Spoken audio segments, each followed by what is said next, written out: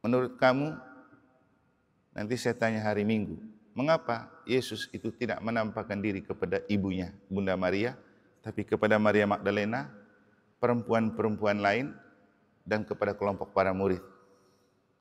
Lalu mereka bilang, nanti kita cari di kitab suci.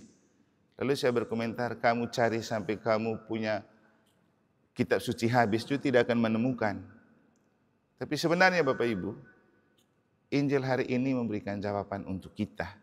Haleluya. Tuhan bersamamu dan bersama rohmu. Inilah Injil suci menurut Markus. Dimuliakanlah Tuhan.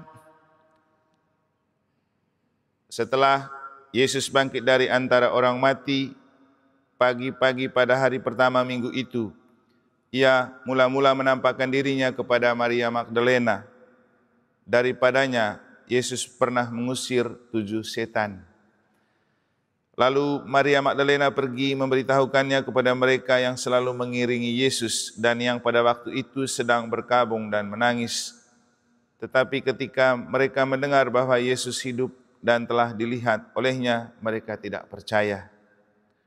Sesudah itu Yesus menampakkan diri dalam rupa yang lain kepada 2 orang dari para murid ketika keduanya dalam perjalanan keluar kota. Ketika mereka kembali dan memberitahukannya kepada teman-teman yang lain, kepada mereka pun teman-teman itu tidak percaya. Akhirnya Yesus menampakkan diri kepada ke-11 orang itu ketika mereka sedang makan. Yesus mencela ketidakpercayaan dan kedegilan hati mereka, oleh karena mereka tidak percaya kepada orang-orang yang telah melihat Dia sesudah kebangkitannya. Lalu Yesus berkata kepada mereka, "Pergilah ke seluruh dunia, beritakanlah Injil kepada segala makhluk."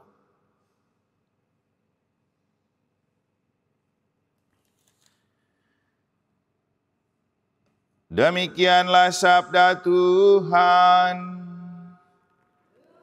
Terpujilah Kristus. Pergilah ke seluruh dunia dan beritakanlah Injil kepada segala makhluk.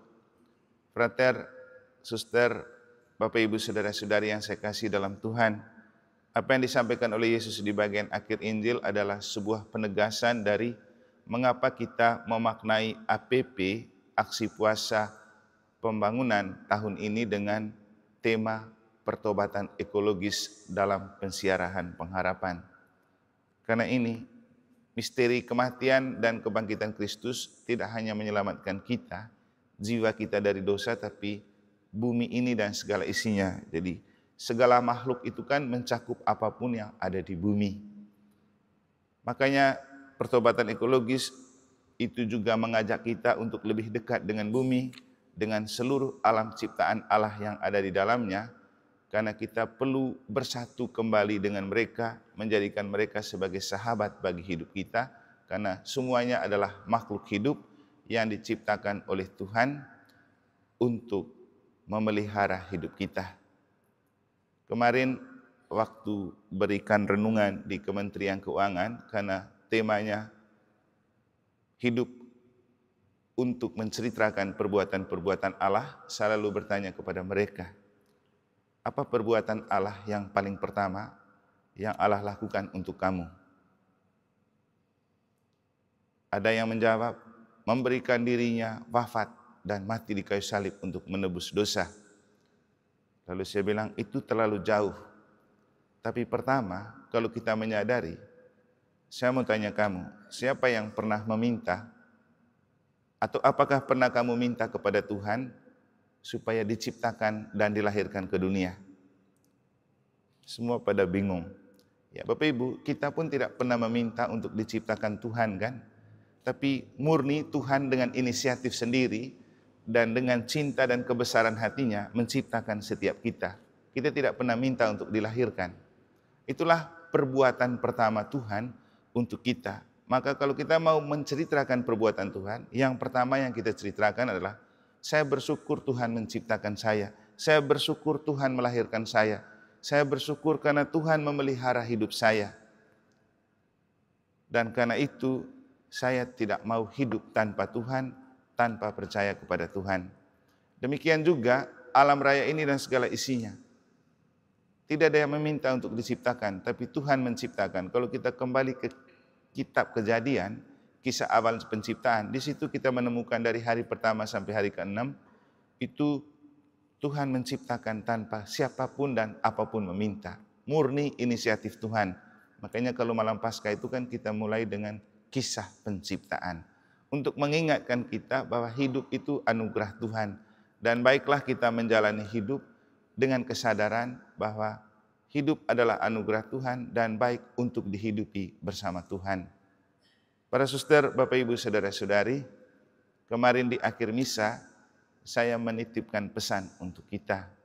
Coba cari jawaban mengapa Yesus tidak menampakkan diri kepada Bunda Maria setelah ia bangkit.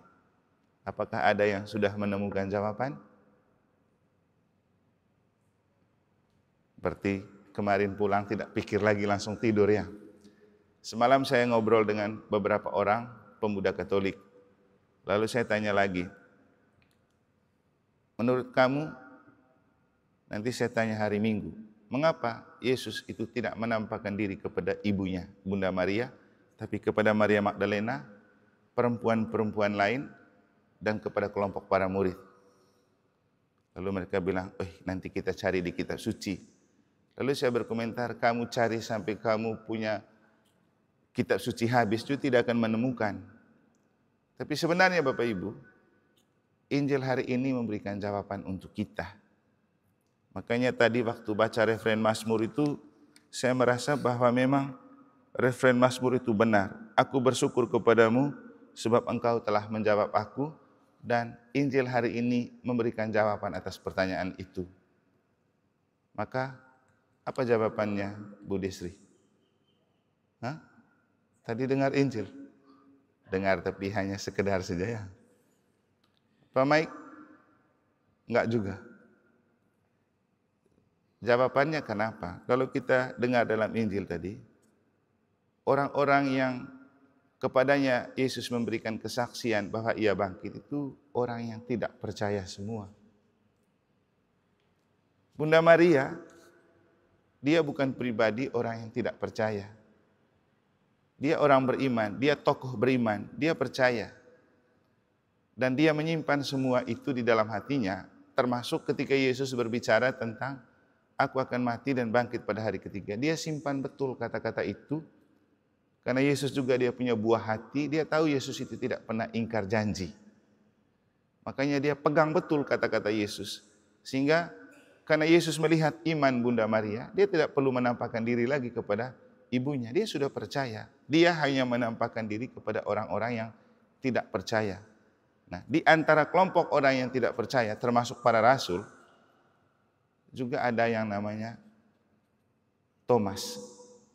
Makanya dalam Injil besok, Minggu Kerahiman Tuhan, kita akan lebih dalam lagi bagaimana Yesus membangkitkan iman dan kepercayaan pada diri orang yang bukan hanya tidak percaya, tapi juga ragu.